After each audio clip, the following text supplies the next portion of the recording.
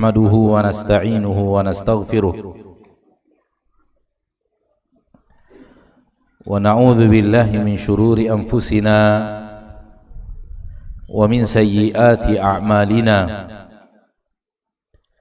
من يهده الله فلا مضل له ومن يضلل فلا هادي له أشهد أن لا إله إلا الله وحده لا شريك له وأشهد أن محمدا عبده ورسوله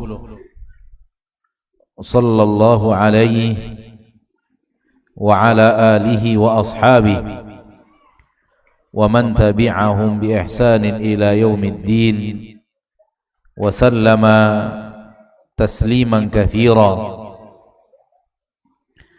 يا أيها الذين آمنوا اتقوا الله حق تقاته ولا تموتن إلا وأنتم مسلمون. يا أيها الناس اتقوا ربكم الذي خلقكم من نفس واحدة وخلق منها زوجها وبث منهما رجالا كثيرا ونساء واتقوا الله الذي تساءلون به والأرحام إن الله كان عليكم رقيبا. يا أيها الذين آمنوا اتقوا الله وقولوا قولا سديدا يصلح لكم أعمالكم ويغفر لكم ذنوبكم ومن يطع الله ورسوله فقد فاز فوزا عظيما. أما بعد فإن أصدق الحديث كتاب الله وخير الهدي هدي محمد صلى الله عليه وسلم وشر الأمور محدثاتها فإن كل محدثة بدعة وكل بدعة ضلالة وكل ضلالة في النار. معاشر المسلمين معاشر المسلمات الحاضرين والحاضرات المشاهدين والmusyahidat dimanapun sekarang antum berada, rahimani wa rahimakumullah. Mari kita bersyukur kepada Allah tabaraka wa ta'ala, Allah yang maha pengasih lagi maha penyayang, yang memberikan kepada kita kasih sayangnya yang luar biasa banyak, telah mencurahkan kepada kita nikmat-nikmatnya yang mustahil untuk kita bisa menghitungnya, saking banyaknya nikmat yang Ia berikan kepada kita. Allah pastikan di dalam Al-Quran, tak ada seorang pun di antara kita yang bisa menghitung dan mengetahui seluruh nikmat yang Allah berikan kepada kita. Allah berfirman, wa in ta'uddu ni'matallahi la tuhsuha. Kalau kalian menghitung-hitung nikmat-nikmat Allah tabaraka wa ta'ala, kalian tidak akan sanggup untuk menghitungnya secara keseluruhan. Untuk mengetahui semuanya, kalian tidak akan sanggup. Menunjukkan saking banyaknya nikmat yang Allah berikan kepada kita. Dan yang seperti itu Allah berikan kepada kita setiap hari.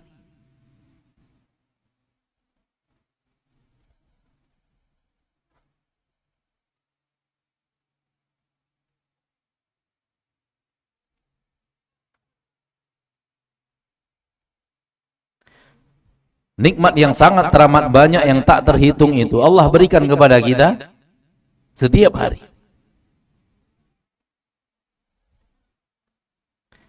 Hal yang harus kita didik dari diri kita adalah selalu menghadirkan dan selalu bisa merasakan curahan nikmat yang tak terhitung itu setiap hari.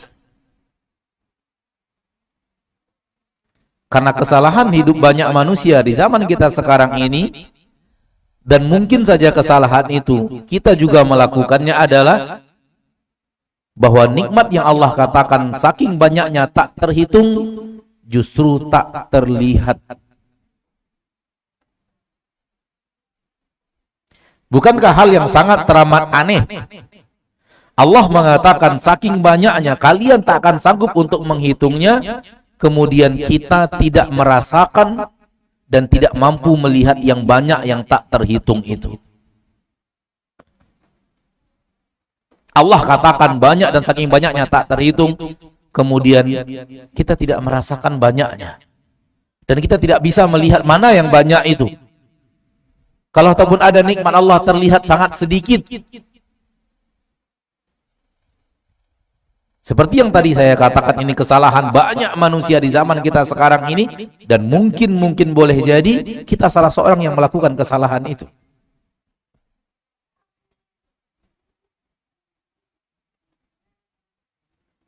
Karena apabila Allah mengatakan seperti itu dan kita merasakan seperti ini, yang pasti salah siapa? Yang pasti salah siapa? Kita. Allah mustahil salah. Bukan Allah namanya kalau salah. Allah katakan saking banyaknya nikmat yang Allah berikan kepada kalian, kalian tidak akan sanggup untuk menghitungnya. Itu petanda banyak sekali. Namun kemudian kita, mana yang banyak itu? Nggak nampak. Apakah Allah yang salah menyebutnya atau kita yang salah? Sudah pasti kita yang salah. Dan kesalahan itulah yang melahirkan banyaknya manusia-manusia kufur nikmat.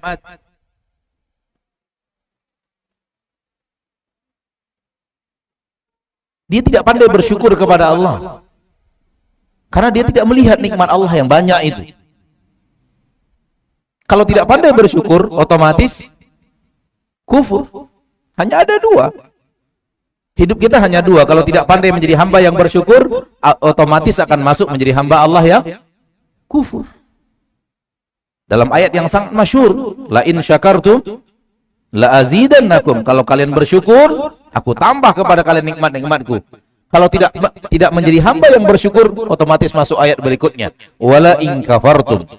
Kalau kalian kufur.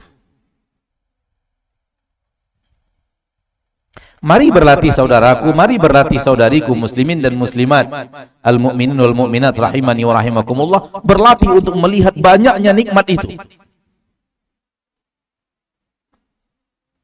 Karena itu kata kunci untuk pandai menjadi hamba yang bersyukur. Bagaimana dia akan bersyukur kalau dia tidak melihat nikmat-nikmat itu? Otomatis menjadi hamba yang kufur. Karena dia tidak merasakan nikmat besar, nikmat banyak yang Allah berikan itu. Saya selalu mengatakan, satu saja nikmat Allah yang Allah berikan kepada kita setiap hari, itu lebih berharga daripada dunia dan segala perhiasannya. Satu saja. Dari sekian banyak nikmat yang Allah berikan kepada kita setiap hari, itu lebih berharga daripada dunia beserta emas dan perak, bersama berlian dan seluruh benda-benda berharganya. Dan apa yang saya katakan ini bukan hanya sekedar kalimat penghias majelis, bukan. Tapi dia benar-benar nyata. Andai kita pandai melihatnya, andai kita pandai mensyukurinya,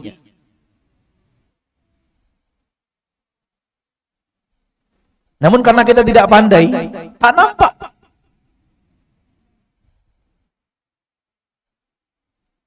Salah satu nama Allah Latif. Salah satu nama Allah apa? Al-Latif, yang bermakna Allah yang maha halus. Salah satu di antara makna dari nama Al-Latif adalah Allah melakukan apa yang ia lakukan kepada hamba-hambanya sangat halus. Sehingga saking halusnya, manusia yang tidak pandai dan tidak mau menjadikan Al-Quran sebagai pedoman hidupnya, yang tidak mau menjadikan Rasulullah SAW sebagai teladan hidupnya, hampir tidak merasakannya. Baik, kita ambil satu contoh tadi. Kalau antum bertanya, Ustadz, tadi mengatakan satu nikmat di antara nikmat-nikmat Allah yang banyak saja, yang banyak itu satu saja dari nikmat itu lebih berharga daripada dunia dan perhiasannya, daripada emas dan perak, daripada berlian dan permata. Mana contohnya, Ustadz? Sangat banyak. Salah satu contohnya adalah yang ada di depan antum sekarang ini. Apa dia? Apa yang ada di depan antum sekarang tuh? Air minum. Nih, yang di depan ana juga ada, bukan depan antum aja. Kalau antum pandai melihat nikmat-nikmat Allah, lalu antum melihat nikmat air ini dan pandai melihatnya, nikmat air ini lebih berharga dari seluruh berlian, permata, emas dan perak di permukaan bumi. Lebih penting dan berharga.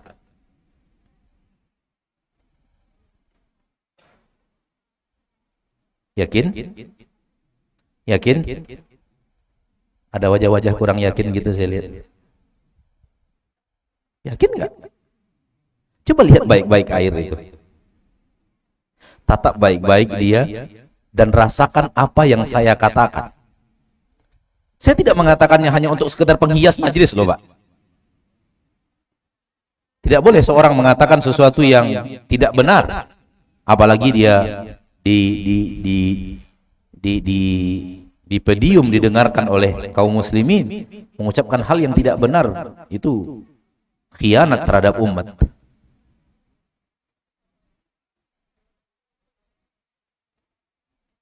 Ada emas banyak di permukaan bumi ini dibanding air, nikmat air yang Allah berikan kepada kita. Mana yang lebih penting?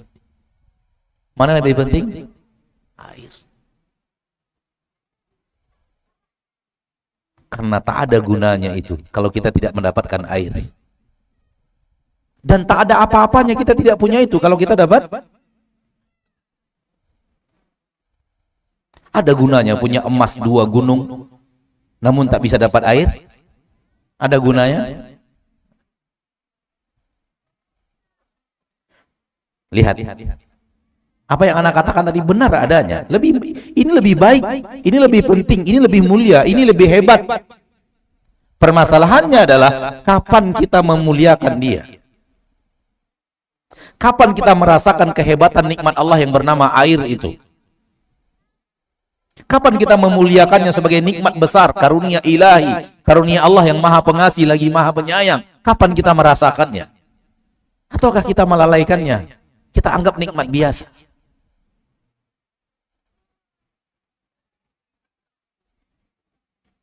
Baik. Berikutnya, silakan antum menghirup oksigen sekarang ini. Yang antum hirup itu lebih baik, lebih penting daripada dunia dan segala perhiasannya. Betul tidak?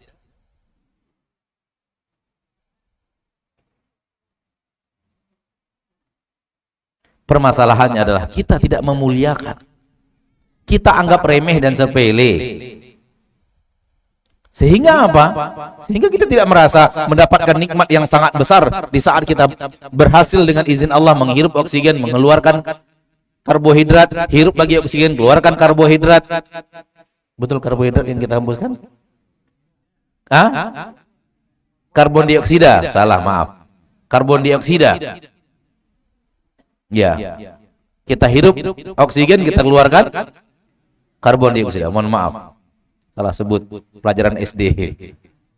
Nah, kita tidak memuliakan oksigen itu. Kita tidak mengetahui mulianya dan pentingnya, alangkah luar biasa hebatnya nikmat yang Allah berikan kepada kita yang bernama oksigen itu. Permasalahannya bukan Allah tidak memberikan yang hebat, yang banyak. Permasalahannya adalah diri kita lalai. Nah, cukup 2. Kalau antum cari lagi banyak sekali. Yang mana manusia menyepelekannya padahal dia adalah curahan nikmat yang luar biasa hebat. Namun nikmat-nikmat yang sangat banyak, yang hebat-hebat itu sekarang ini hilang dari pembicaraan manusia-manusia yang kufur nikmat, sibuk membicarakan coronavirus.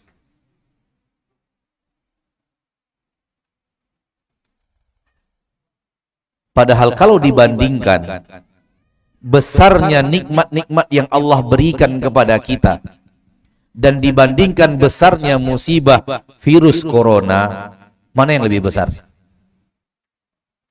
Hah?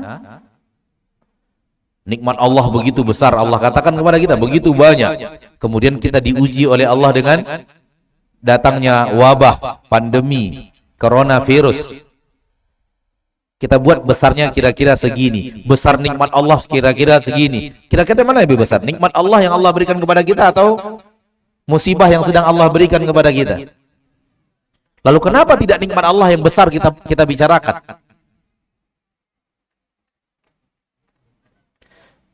Kenapa yang dibicarakan sibuk membicarakan musibah terus, musibah terus, musibah terus, musibah terus?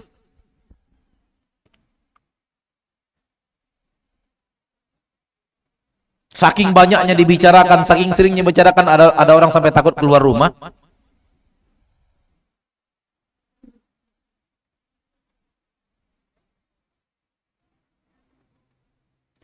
Kalau kita ingin berbuat adil kepada Allah, harusnya kita bicarakan nikmatnya lebih besar daripada kita bicarakan musibahnya terus-menerus.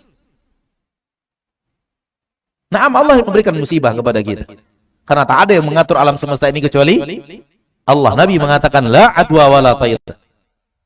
Tidak ada yang namanya penyakit menular, kata Nabi. Maksud Nabi adalah tidak ada yang menular dengan sendirinya. Allah yang mengatur penularannya. Bukan tidak ada penyakit menular, ada penyakit menular. Tapi akidah orang mukmin adalah Allah yang mengatur.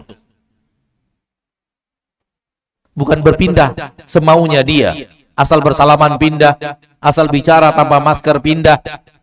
Tidak. Akidah orang mukmin la adwa, tidak ada yang berpindah dengan sendirinya. Namun dia berpindah dengan izin dari Allah tabaraka wa taala. Allah yang mengatur perpindahannya. Si fulan pindah kepada si fulan, pindah kepada si fulan. Dan kalau Allah katakan tidak, ya tidak. Walau sama-sama berada di majelis yang sama. Ma'asyarul muslimin, ma'asyarul muslimat. Itulah manusia. Sifat manusia diuji oleh Allah dengan musibah, dia orang yang keluh kesah. Diuji oleh Allah dengan nikmat, dia orang yang tidak bersyukur. Ma'asyarul muslimin, ma'asyarul muslimat, kaum muslimin dan muslimat rahimani wa rahimakumullah. Apabila kita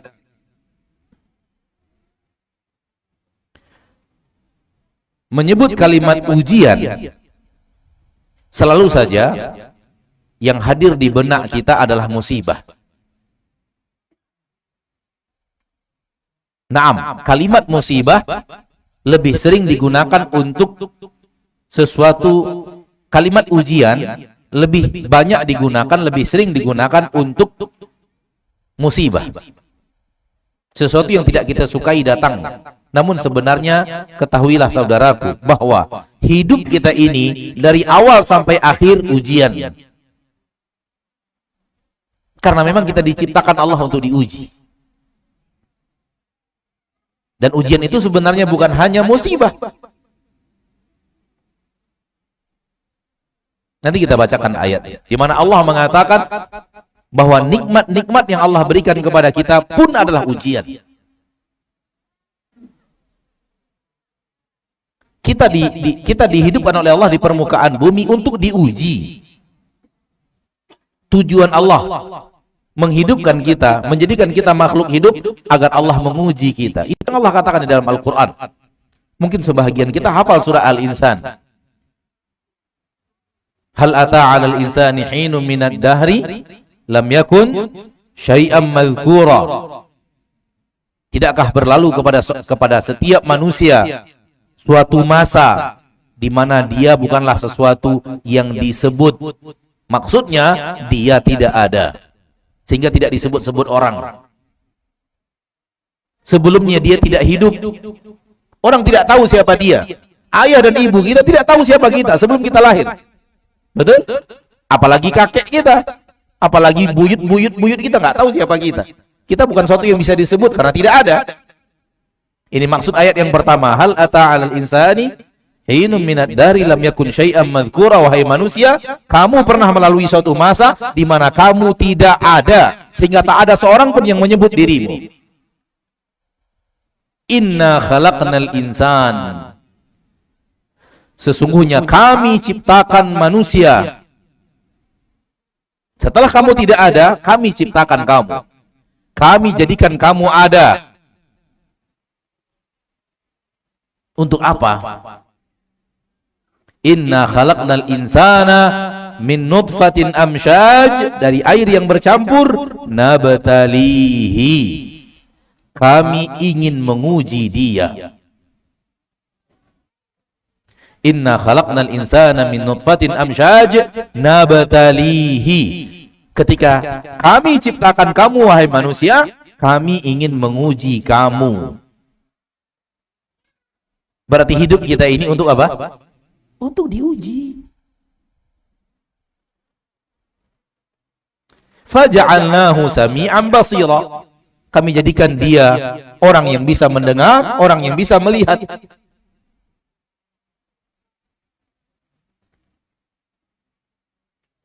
Apa materi ujian? Materi ujian adalah ayat berikutnya. Inna hadainahu sabila, kami tunjukkan kepadanya jalan. Ini jalan yang benar, ini jalan yang salah. Itu dia ujian. Imma syakira wa imma kafura. Itu dia ujian.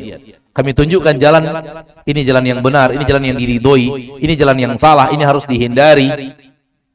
Kalau berjalan di atas jalan yang diridhoi, engkau menjadi orang yang bersyukur. Berjalan di atas jalan yang tidak diridhoi, engkau menjadi orang yang kufur. Baru kemudian ayat seterusnya berbicara tentang apa nikmat yang Allah berikan kepada orang yang bersyukur, apa adab yang Allah berikan kepada orang yang kufur. Sampai akhir-akhir ayat berbicara tentang azab di akhirat, bicara tentang nikmat di akhirat, azab di akhirat, nikmat di akhirat, dan begitu seterusnya. Orang yang taat, orang yang tidak taat, sampai akhir ayat, sampai akhir surat. Ma'asyarul muslimin, ma'asyarul muslimat. Lihat, Allah mengatakan di surat itu, di awal-awal surat, Inna khalaqnal insana min nutfatin amsyaj. Tujuan Allah, nabtalihi, kami ingin menguji dia. Hadirkan terus saudaraku saudariku bahwa hari demi hari yang kita lalui, hari demi hari ujian. Agar kita bersiap. Hampir semua kita pernah mengalami masa ujian. Karena hampir semua kita yang hadir di sini, kecuali mungkin adik-adik yang sangat kecil, pernah di jenjang sekolah dan mengalami masa akan ujian. Ketika kita tahu akan diuji, kita melakukan apa? Bersiap. Kita bersiap untuk diuji. Hal yang sama manakala seorang manusia menyadari hari demi harinya adalah ujian, dia bersiap untuk menghadapi hari-hari ujian itu. Apakah lama hari-hari ujian kita di permukaan bumi? Tidak lama. Menurut kita lama, tapi sebenarnya dia tidak lama. Hanya saja kita memandangnya lama. Karena soal lama dan sebentar itu nggak ada takarannya untuk di dunia ini. Kalau boleh saya tahu, ayam berapa usianya? Kira-kira berapa bulan usia ayam, Mbak? 6 bulan, 7 bulan? 7 bulan.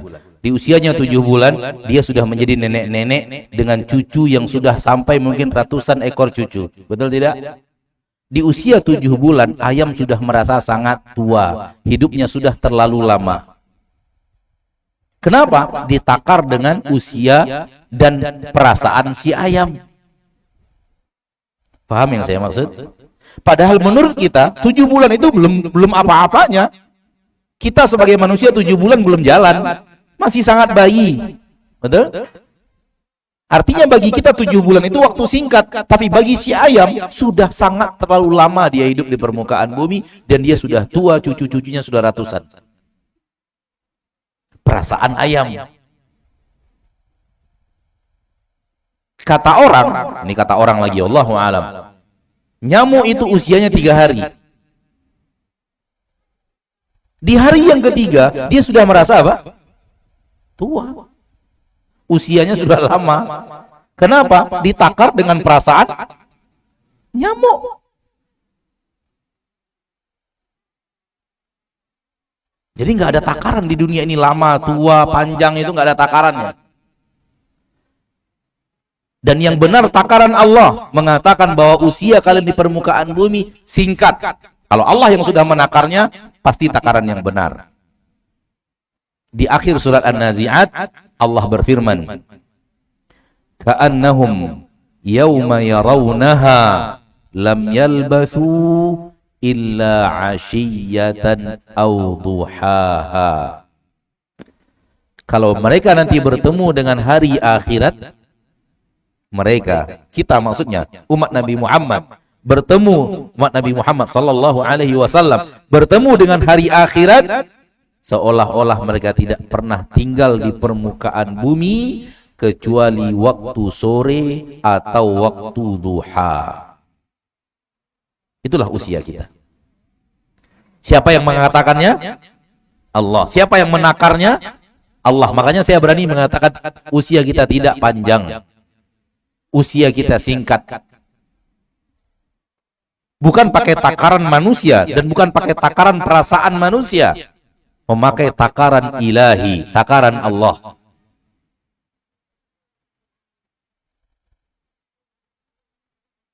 Kita akan hadir di akhirat dan kita akan bertemu dengan akhirat, dan itu pasti.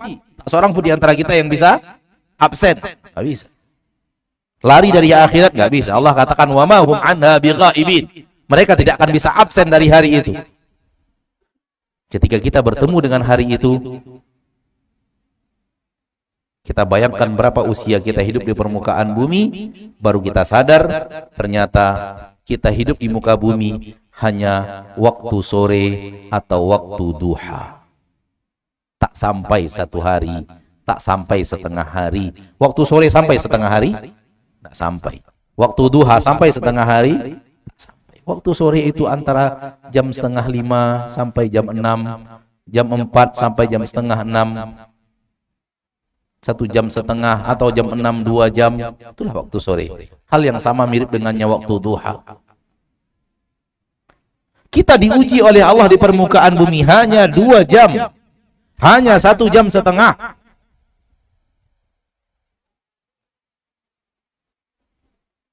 Tak lama.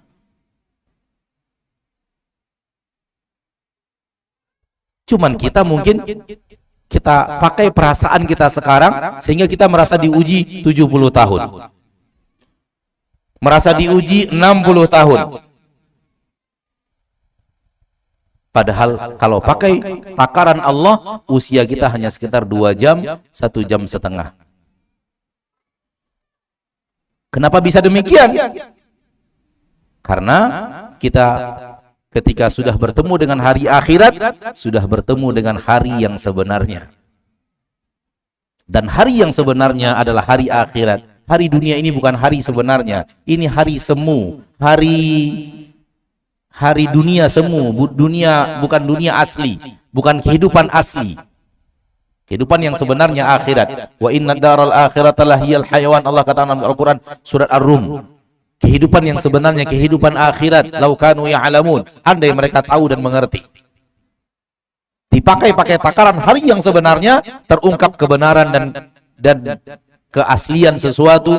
Ternyata usia kita di permukaan bumi hanya 2 jam atau 1 jam setengah. Kenapa? Kita sudah bertemu dengan hari yang sebenarnya. Dan hari yang sebenarnya di akhirat, Allah katakan dalam Al-Quran surah Al-Hajj ayat 47, wa inna yawman inda rabbika ka'alfi sanatin mimma ta'udun. 1 hari sebenarnya di sisi Rabbmu nanti di akhirat sama dengan 1000 tahun dalam bilangan kalian. Satu hari akhirat, hitungan kita di dunia adalah 1000 tahun.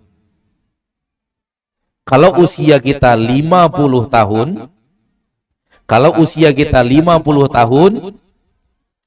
saya sudah coba hitung-hitung, itu usia kita di akhirat hanya 1 jam 12 menit. Seandainya jamnya akhirat sama dengan jamnya dunia, nggak ada yang tahu bagaimana hitungan jam akhirat. Namun kita andai-andai jamnya akhirat sama dengan jam dunia, 24 jam 1 jam 60 menit. Maka takaran 50 tahun kita di dunia ditakar dengan menit dan jam dan menitnya akhirat 1 jam 12 menit.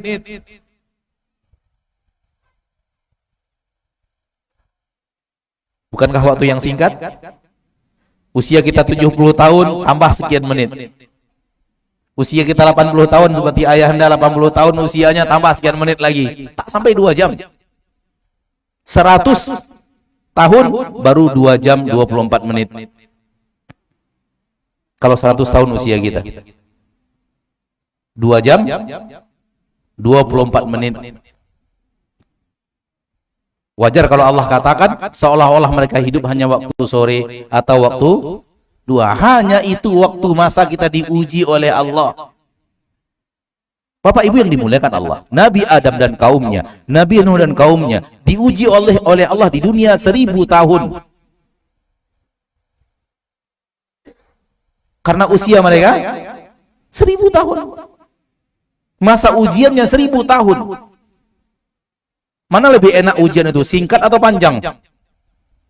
Hah? Enak mana, ujian 2 hari atau 25 hari? 2 hari enak. Enak kita jadi umat Nabi Muhammad. Diujinya cuma sebentar. Taruh kata 60 tahun. Umat-umat terdahulu diujinya berapa tahun?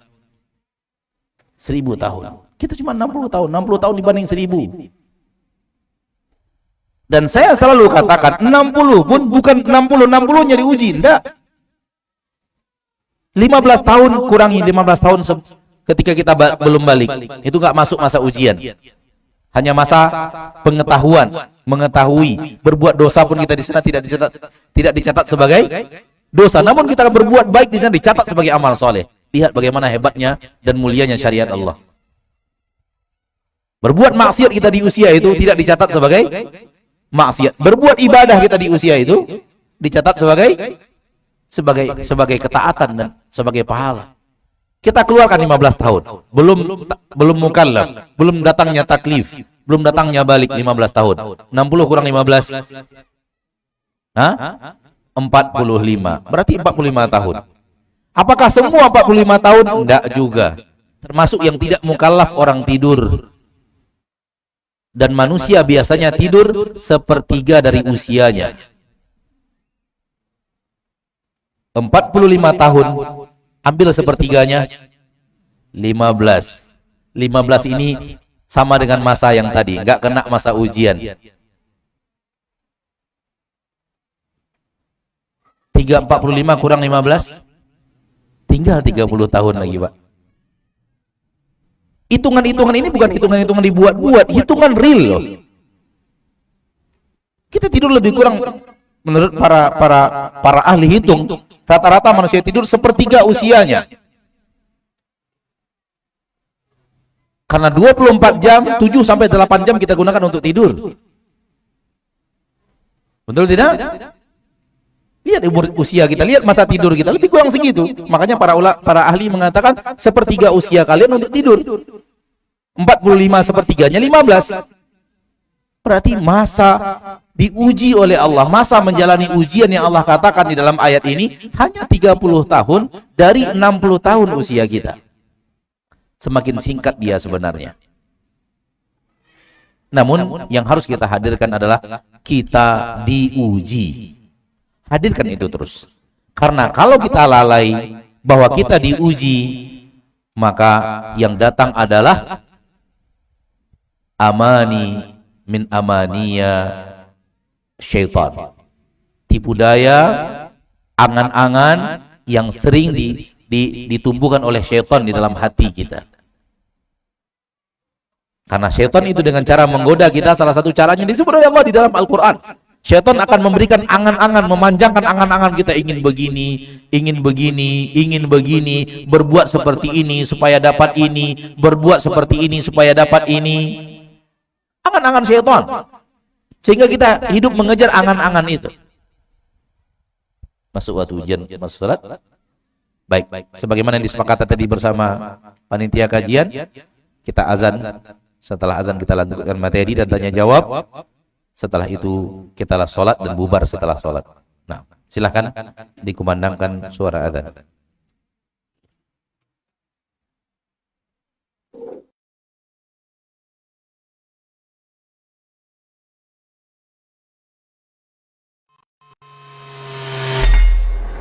Di para sahabat itu, kaum muslimin, yang terbayang bagi mereka itu adalah infak. Yang terbayang bagi mereka adalah sebuah kebahagiaan, keselamatan di akhirat yang kekal dan abadi di sisi Allah tabaraka wa taala. Semua kita boleh klaim sekarang. Kamu cinta Nabi? Cinta Ustaz. Cinta Nabi? Cinta Ustaz. Termasuk saya. Cinta Nabi? Cinta. Kapan tahunya? Besok di akhirat. Maka apa kata Nabi sallallahu alaihi wasallam? Amalur rajuli biyadih. Penghasilan yang terbaik adalah pekerjaan yang dilakukan oleh seseorang dengan tangannya sendiri. Wa kullu bai'in mabrur, dan setiap jual beli yang mabrur. Ini aktivitas ini membantu saya di akhirat atau akan menyulitkan saya di akhirat. Kalau seandainya perbuatan itu ternyata akan menyulitkan kita di akhirat kelak, tinggalkan perbuatan itu.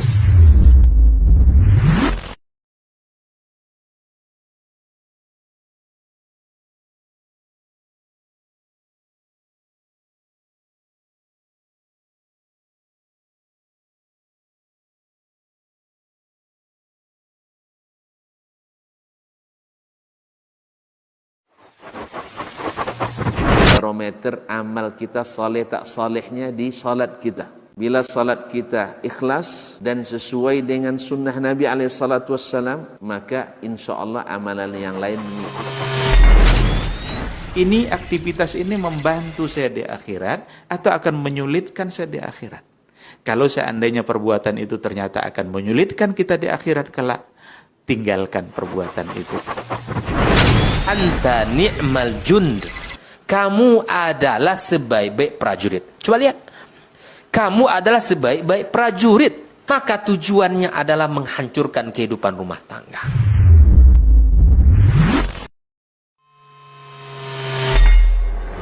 Di para sahabat itu, kaum muslimin, yang terbayang bagi mereka itu adalah infak. Yang terbayang bagi mereka adalah sebuah kebahagiaan, keselamatan di akhirat yang kekal dan abadi di sisi Allah tabaraka wa taala.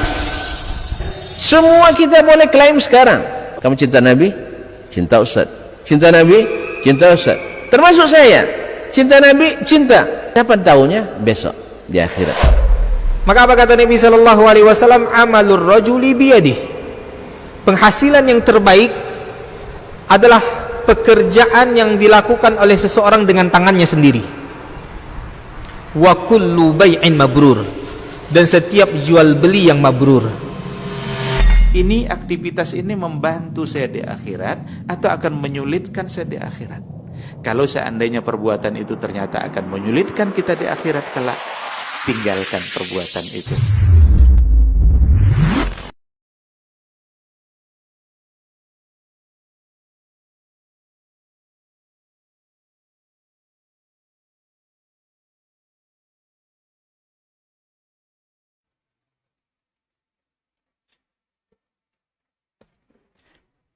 Ma'asyiral muslimin, ma'asyiral muslimat.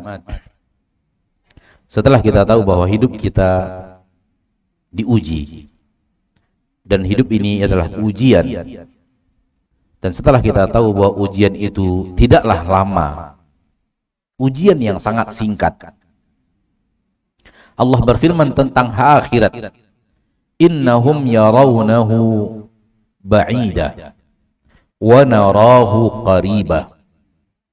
Sesungguhnya mereka memandang hari kiamat itu masih jauh, sementara kami memandang akhirat itu sudah dekat. Ini juga ayat yang menerangkan kepada kita takaran yang benar, takaran Allah. Kita menganggapnya jauh, masih lama, sementara Allah memandangnya sudah dekat. Saking dekatnya, Nabi mengatakan, bu'iftu wa sa'atu kahataini. Diutusnya aku dan terjadinya hari kiamat bagaikan dua jari ini.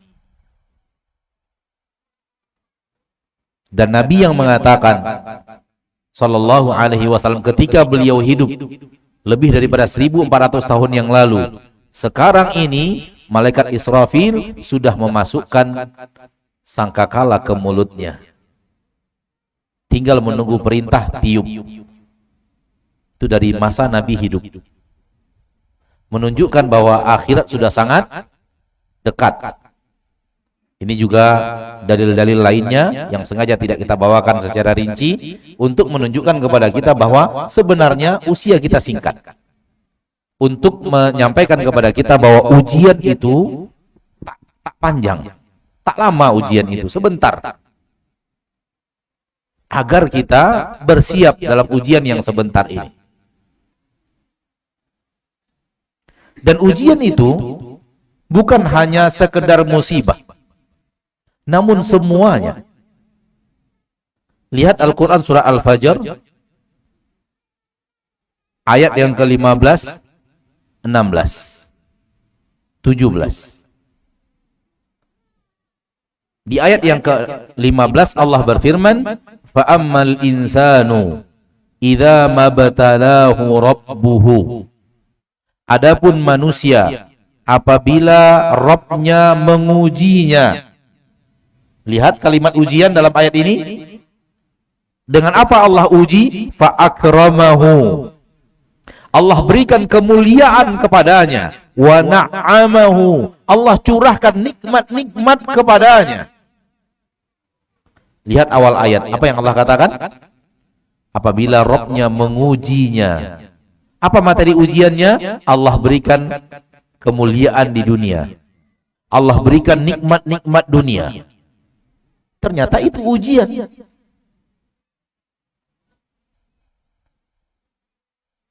Fayaqulu Rabbi akraman. Manusia akan mengatakan, Rabbku memuliakan diriku.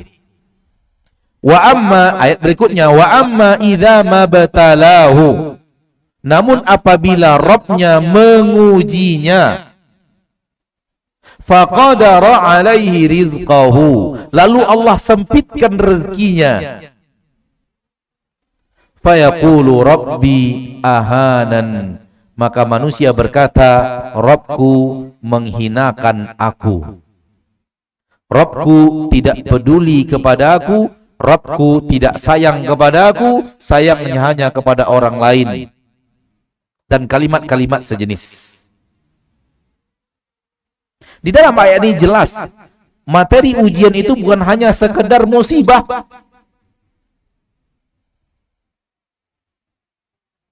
Ternyata kemuliaan yang Allah berikan, Allah jadikan kita manusia berpangkat, Allah jadikan kita manusia yang tersanjung, Allah jadikan kita manusia yang dihormati, Allah berikan kepada kita kedudukan-kedudukan dunia, sehingga manusia memuliakan kita. Itu ujian dari Allah. Kita harus sadar itu adalah ujian. Allah berikan nikmat kepada kita, Allah berikan harta kepada kita, Allah berikan kepada kita perusahaan, Allah berikan kepada kita kenikmatan-kenikmatan dunia. Itu ujian, bukan tanda Allah sayang. Namun manusia mengira itu tanda Allah sayang. Dan ia berkata, Rabbi akraman, Rabbku telah memuliakan aku. Salah. Itu ujian, bukan bukti Allah sayang. Kalau kekayaan dan kemuliaan dunia bukti Allah sayang, saya yakin dan percaya orang yang disayangi Allah itu lelaki bernama Qarun atau lelaki yang bernama Fir'aun. Kalau bukti Allah sayang, Allah berikan kepadanya kekuasaan. Kalau bukti Allah sayang, Allah berikan kepadanya harta. Bukan Nabi Muhammad sallallahu alaihi wasallam. Nabi Muhammad kita tahu bagaimana miskinnya hidup. Tak perlu kita ulang-ulang kisahnya. Insya Allah semua kita tahu bagaimana Nabi Muhammad hidup sangat apa? Sangat bersahaja. Tapi bersahaja yang diinginkan, bukan bersahaja terpaksa, bukan. Itu bedanya dengan orang bersahaja sekarang. Orang bersahaja sekarang keterpaksaan dan hatinya penuh dengan tamak terhadap dunia, namun dia tidak bisa dapatkan. Beda dengan Nabi Muhammad. Dunia datang kepadanya, dia tolak. Dunia datang kepadanya, dia tolak. Dan dia ingin hidup bersahaja. Bukan tempatnya kita berbicara tentang mana yang lebih baik, kenapa itu lebih baik. Namun suatu hal yang pasti, tak ada yang bisa mengalahkan Nabi Muhammad Sallallahu Alaihi Wasallam. Dan apa yang beliau lakukan itu yang terbaik, karena Nabi Muhammad selalu melakukan yang terbaik dari sisi apapun. Sudah merupakan keyakinan kita yang dilakukan Nabi Muhammad yang terbaik. Tapi bukan ini tempat untuk membahasnya.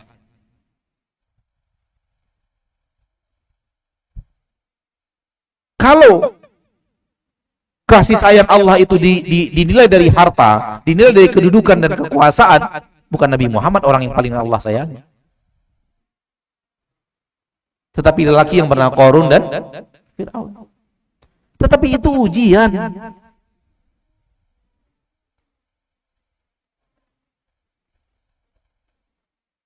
Sekarang coba rubah cara kita berpikir.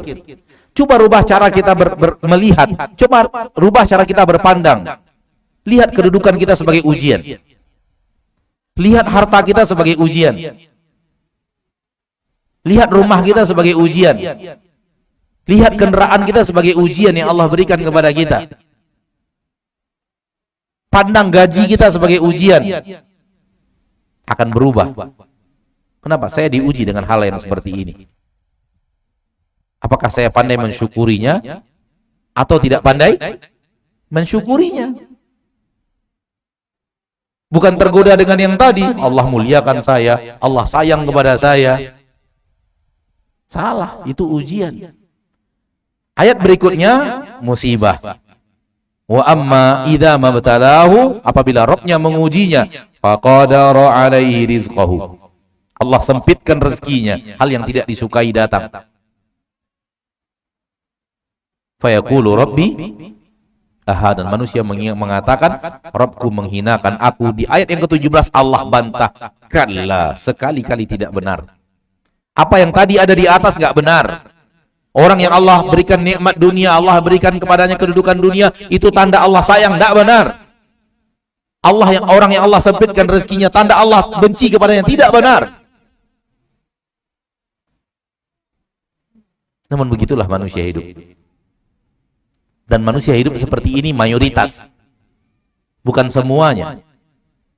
Segelintir kecil keluar dari jebakan itu.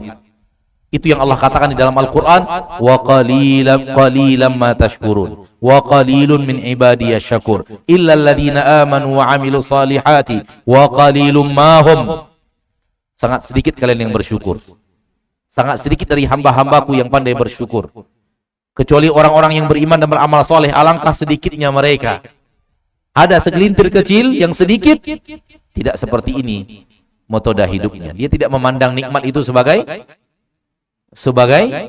bukti Allah sayang. Dia tidak memandang musibah itu sebagai bukti Allah benci. Salah satu di antaranya Nabi Sulaiman. Apabila kita membaca Al-Quran, ketika Nabi Sulaiman berbicara dengan pasukannya dari kalangan-kalangan jin manusia dan ingin memindahkan singgasana Ratu Balqis dari Sabak ke tempatnya Palestina. Sabak itu di Yaman, Palestina di Palestina, kita tahu. Berapa jauhnya dari Yaman ke Palestina? Tidak kurang dari 3.500 kilometer. Ya. Ketika pindah dalam waktu sekejap, apa kata Nabi Sulaiman? Ini adalah karunia dari Rabbku, mengujiku. Hada min fadli Rabbi. Ini karunia datang dari Allah. Liyabluwani. Allah ingin menguji diriku. Aashkuru am akfur. Apakah aku bersyukur atau aku kufur? Ini salah satu hamba Allah yang tahu bahwa nikmat-nikmat itu bukanlah tanda Allah cinta, namun itu adalah tanda kita sedang diuji. Apakah kita pandai bersyukur atau tidak pandai bersyukur? Apakah kita syukur atau kufur? Maka rubah sudut pandang kita, ma'asyiral muslimin. Jangan anggap kekayaan yang Allah berikan kepada kita, harta yang Allah berikan kepada kita, kedudukan yang Allah berikan kepada kita itu tanda Allah sayang. Tidak. Kalau itu yang terjadi, kita terjebak dalam bisikan-bisikan iblis.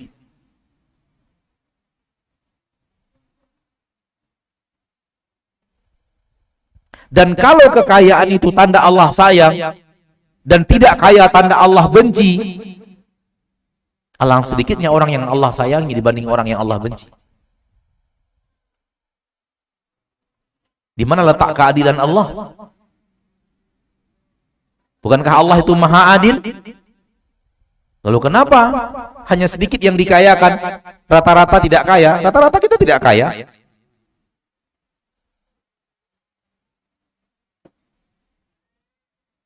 Namun kalau kekayaan, kenikmatan, dan kesempitan, dan petaka, semuanya materi ujian, di sini letaknya keadilan.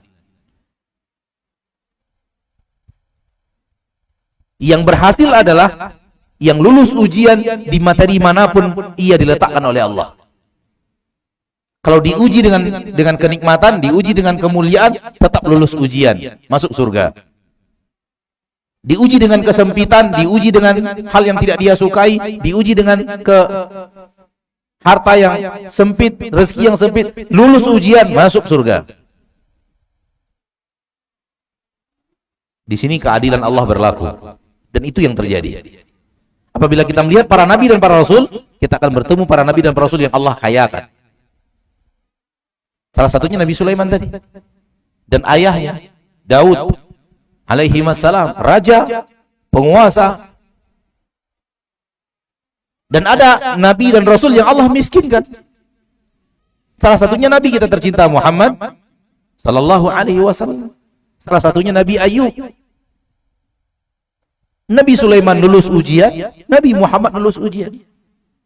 Nabi Daud lulus ujian, Nabi Ayub lulus ujian. Faham?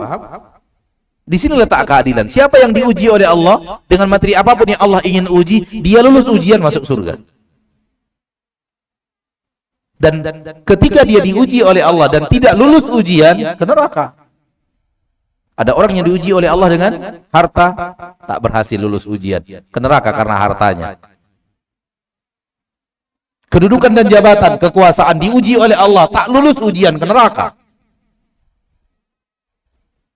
Diuji oleh Allah dengan kesempitan, kemiskinan, tak lulus ujian, ke neraka. Di sini letak keadilan Allah.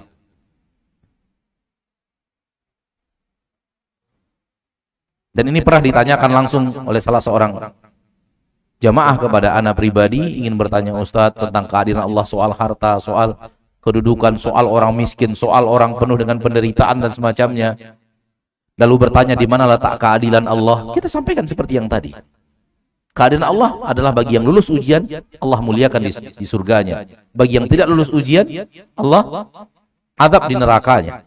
Dan ingat bahwa yang tidak lulus ujian karena harta lebih banyak daripada yang tidak lulus ujian karena disempitkan harta. Kata Nabi SAW, mayoritas penduduk surga ad-du'afa, orang-orang lemah. Dan mayoritas penduduk neraka al-jabbarun, para diktator dan orang-orang kaya.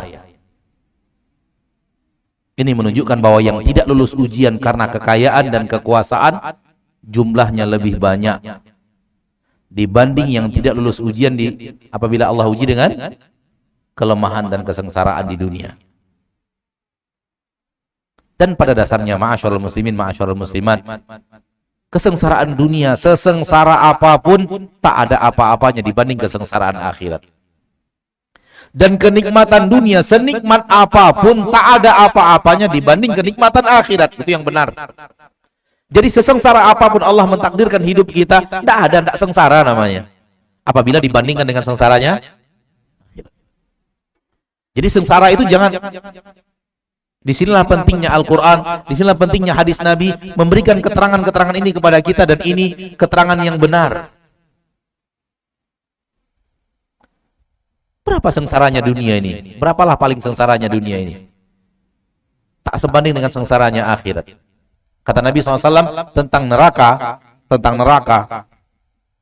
lelaki yang paling ringan adabnya di neraka adalah orang yang di bawah kakinya diletakkan bara api neraka. Itu yang paling ringan, adab di neraka. Atau dalam riwayat lain disuruh memakai sendal dari sendal neraka. Dibuatkan untuknya sendal dari api neraka. Itu adabnya, itu adab yang paling ringan di neraka Allah Subhanahu wa taala. Tapi dengarkan kelanjutan ayat. Ketika kakinya menyentuh sendal itu, ketika kakinya menyentuh bara api itu, otak yang ada di kepalanya mendidih kepanasan. Panasnya bara api yang dia injak, panasnya apa tadi? Sendal yang dia injak mengalir dari kakinya terus naik ke bagian tengah badannya, terus ke kepalanya, sampai yang ada di kepala ini mendidih kepanasan saking panasnya yang di bawah. Kalau di dunia ini seperti itu, tewas sudah. Tewas tidak? Mati tidak? Ketika seorang mati dia tidak lagi merasakan perih. Betul tidak? Di sana tidak. Di sana merasakan detik-detik pedih itu setiap saat. Dan tak ada yang namanya berhenti. Coba bayangkan kesengsaraan dunia. Taruh kata sakit apa, sakit jantung, sakit, sebut apa yang kita pernah lihat dari kesengsaraan manusia di dunia, bandingkan dengan kesengsaraan di akhirat yang tadi. Ada bandingnya? Tidak ada bandingnya. Maka kesengsaraan yang sebenarnya kata Allah bukan kesengsaraan dunia. Kerugian yang sebenarnya kerugian akhirat. Kalau kita tidak lulus ujian rugi akhirat, itu yang rugi yang sebenar-benar rugi. Qul innal khasirin alladzina khasiru anfusahum wa ahlihim yaumal qiyamah. Katakan bahwa yang merugi sebenar-benar merugi, yang merugi pada hari kiamat. Karena tidak lulus ujian di permukaan bumi. Hal yang sama, kenikmatan dunia nggak ada apa-apanya dibanding kenikmatan akhirat.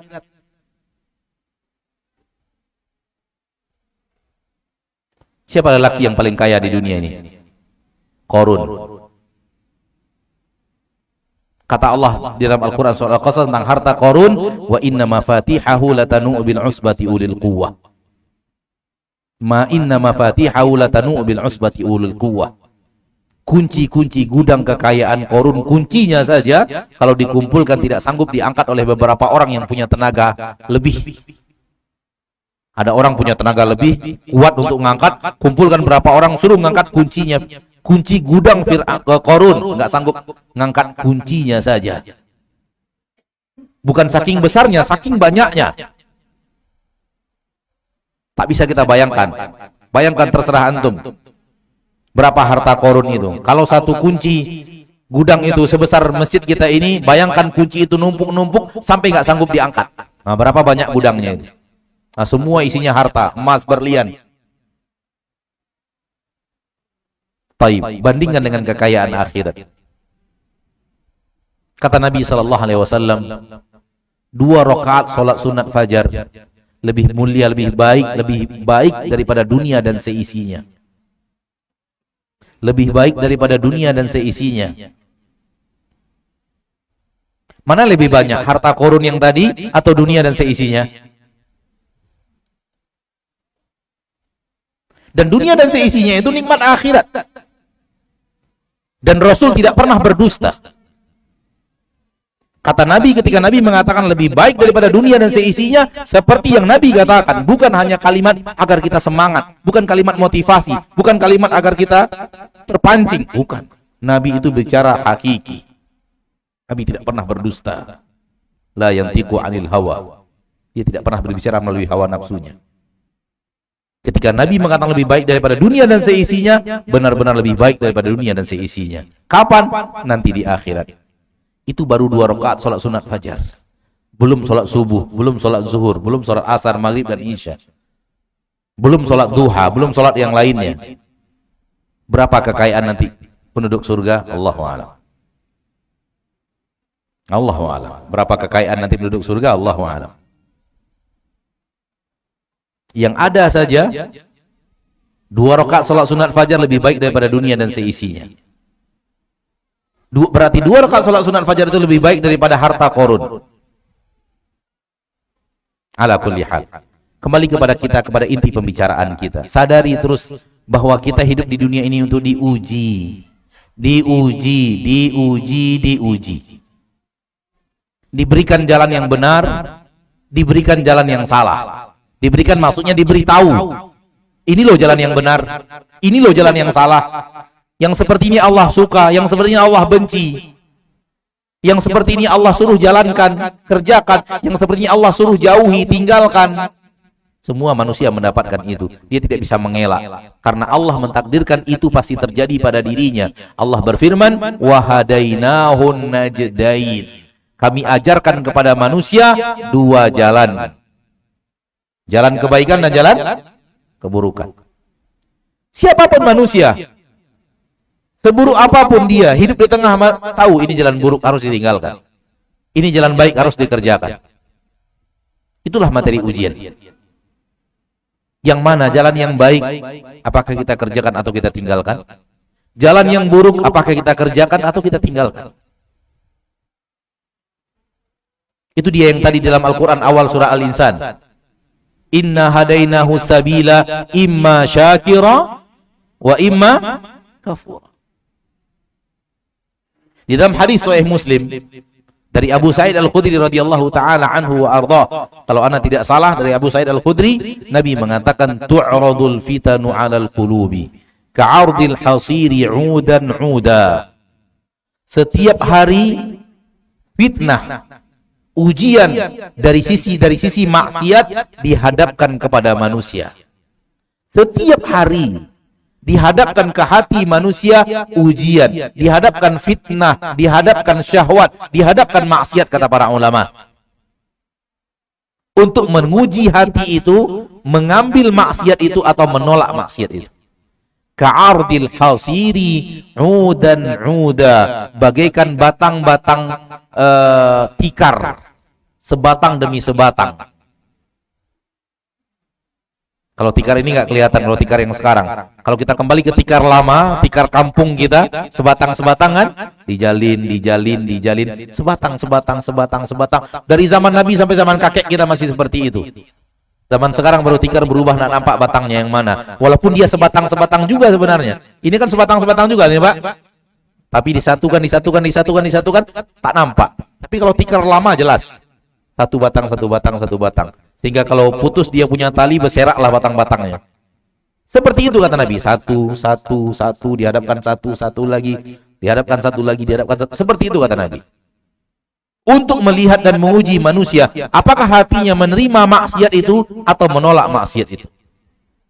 Fa'ayyu qalbin asyrabaha, hati yang mana menerima maksiat itu, dihadapkan fitnah, dihadapkan syahwat, dihadapkan maksiat, terima atau tidak? Ternyata diterima oleh dia. Nukitat fi qalbihi nuktatun sauda, diletakkan satu titik hitam di hatinya. Wa ayu qalbin ankaraha, hati mana yang menolak maksiat itu, nukitat fi qalbihi nuktatun bayda, akan diletakkan satu titik putih di hatinya. Hatta yasiral qalbu ila qalbain, akhirnya hati manusia terbagi 2.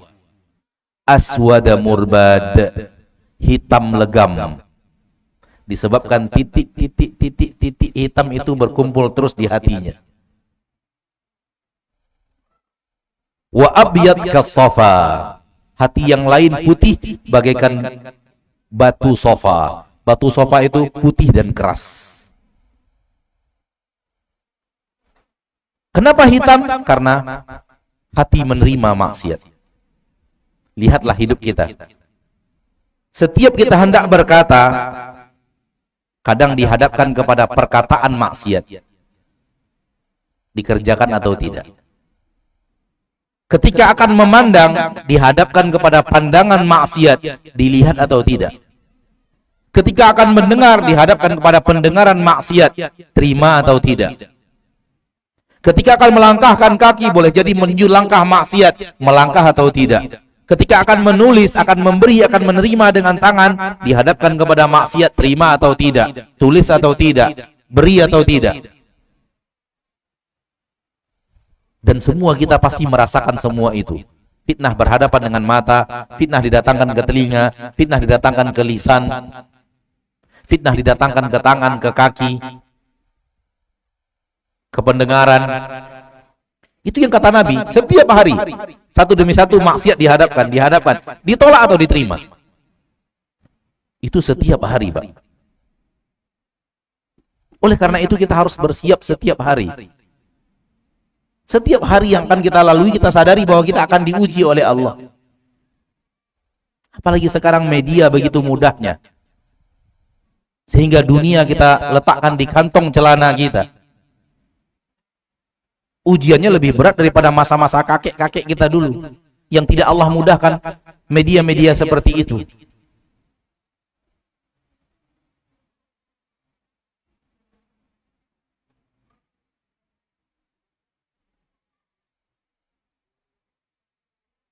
Sehingga ujiannya semakin besar. Dunia di tangan, mau lihat apa saja mau kita lihat, disuguhkan orang.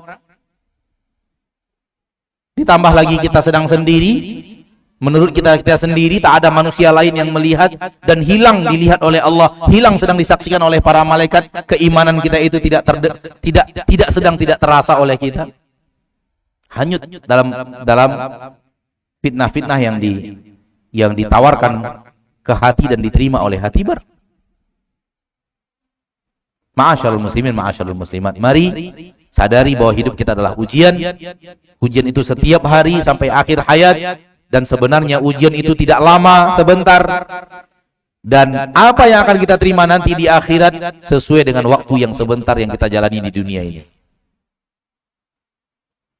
Maka berhati-hatilah. Hidup di dunia ini bukan sembarangan. Hidup di dunia ini penentu surga atau neraka.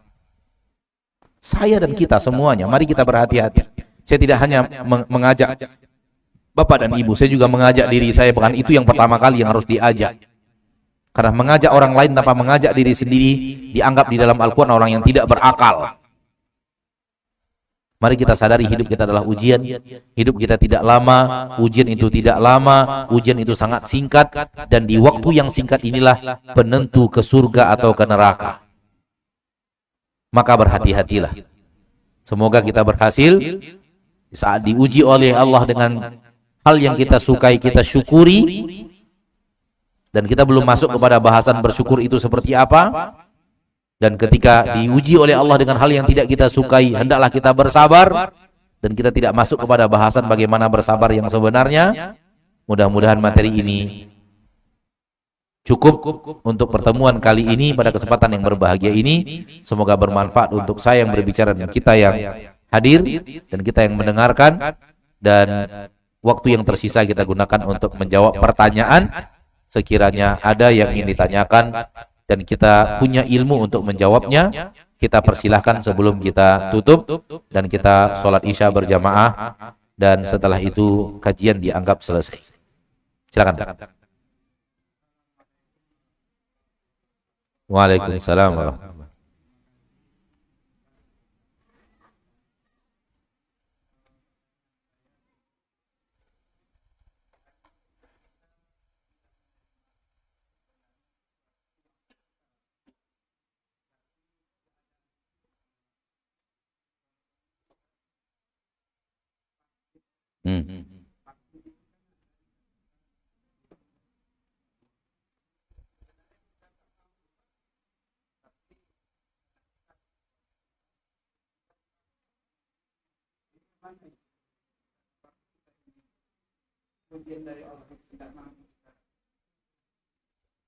Baik. Mau kita ulang pertanyaannya atau terdengar? Terdengar, Pak? Terdengar ya? Baik. Sebenarnya kalau diambil dari pertanyaan dan contoh, mohon maaf Pak ya, tidak klop antara pertanyaan dengan contoh. Kenapa? Karena di dalam contoh itu terjadi diskusi para ahli ilmu tentang kebolehan dan tidak bolehannya. Jadi contohnya nggak klop, Pak. Kenapa? Karena memang ada khilaf dalam masalah itu. Kecuali Bapak bilang ada paksaan kita disuruh minum khamar, ada paksaan kita disuruh makan daging babi, hati kita nggak mau tapi kita dipaksa juga gitu, contohnya pas. Jadi hati kita tidak mau menerima, namun kita nggak bisa menolaknya, tak bisa, misalnya gitu. Akan contohnya akan cocok untuk kalau dengan contoh yang tadi. Tapi kalau contoh yang dibawakan vaksin itu nggak cocok. Kenapa? Karena vaksin ada perdebatan para ahli ilmu dalam masalah itu. Walaupun vaksin yang ditumbuh kembangkan di tumbuh babi, terjadi perbedaan pendapat para ulama apakah itu adalah babi atau bukan. Masih terjadi perdebatan para ahli ilmu walaupun ditumbuh kembangkan di tubuh ada apa namanya ya? Ada benda itu tumbuh kembangnya cepat di tubuh babi, dimasukkan ke dalam babi dan tumbuh kembang dalam babi lalu diambil lagi. Misalnya gitu ya. Itu pun terjadi perdebatan di tengah para ulama apakah itu babi atau bukan. Apakah itu termasuk benda haram atau tidak, bukan benda haram. Pada dasarnya dia tidak di tubuh babi, barang itu dimasukkan ke dalam babi dan tumbuh kembang di dalam babi, memakan daging babi. Lalu dia diambil lagi. Makanya contohnya tidak cocok. Ya. Kalau hal-hal yang bersifat perbedaan pendapat para ulama, maka wajar manusia juga berbeda pendapat soal mau atau tidak mau. Sebagian memandang masih babi, tidak mau dia. Sebagian memandang tidak babi, dia laksanakan. Ya. Jadi itu makanya saya katakan tadi berada pada koridor, para koridor yang memang terjadi perbedaan. Terjadi perbedaan, jadi sulit untuk mengklopkannya dengan pertanyaan. Gimana? Iya, tapi masalahnya adalah barang itu terjadi perbedaan pendapat. Paham, Pak? Nah, coba seandainya Bapak bilang contohnya adalah daging babi, contoh. Coba ulang lagi pertanyaannya, tapi buat contohnya benar-benar daging babi, coba. Biar saya jawab. Bagaimana kalau hati menolak? Namun nggak bisa. Mau tidak mau harus makan daging babi itu. Hati saya menolak, nggak mau. Tapi ya karena dipaksa, kalau tidak bisa begini, tidak bisa begitu, harus makan daging babi. Itu. Ah, baru cocok. Ya.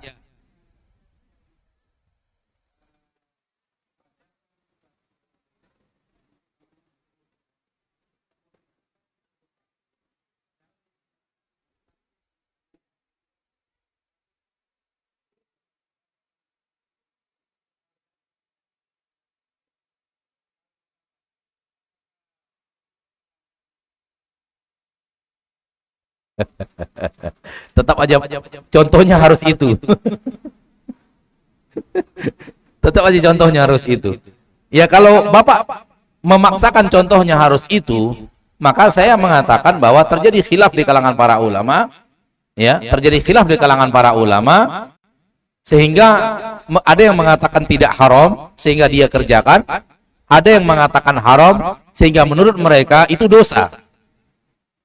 Oke, kita ambil bagi orang yang berpendapat dosa. Kita ambil bagi orang yang berpendapat dosa. Kalau orang yang berpendapat tidak dosa berarti tidak jadi masalah bagi dia. Sekarang kita ambil bagi orang yang berpendapat dosa. Si A, saya misalnya beranggap itu dosa. Karena saya menganggap itu adalah bagian daripada daging babi, bagian daripada tubuh babi, dan harus dipaksakan masuk ke dalam tubuh saya. Nah, kemudian saya dipaksa harus disuntik, divaksin. Apa hukumnya bagi saya? Sekiranya dipaksakan sehingga kita berbahaya hidup kita, sengsara hidup kita, datang mudarat-mudarat besar dalam hidup kita, baru kita mau divaksin. Sekiranya tidak hanya sekedar tidak bisa memperpanjang ini, tidak bisa terbang, tidak bisa begini, tidak bisa terima gaji lancar misalnya, belum berbahaya, belum membahayakan jiwa kita, dalam agama kita tidak masuk dalam hukum darurat bagi orang yang berpendapat itu. Namun seperti yang saya katakan tadi, bahwa ini daerah khilaf, contoh adalah perkara yang memang terjadi khilaf di kalangan para ulama, dan wallahu alam seperti yang tadi saya katakan, Contoh tidak cocok karena memang tidak pasti, keharamannya tidak pasti. Nah makanya kalau didatangkan contoh daging babi tadi, saya tidak akan mau apapun yang terjadi. Saya pilih agama saya pilih Allah, saya pilih akhirat. Kecuali saya disiksa, saya dihajar, saya akan dibunuh, saya diancam, keluarga saya terancam. Baru kemudian dihalalkan makan daging babi karena terpaksa. Baru berlaku padanya ayat illa maqturirtum ilai, kecuali kalian terpaksa untuk melakukan itu. Wallahu a'lam. Nah, pertanyaan berikutnya.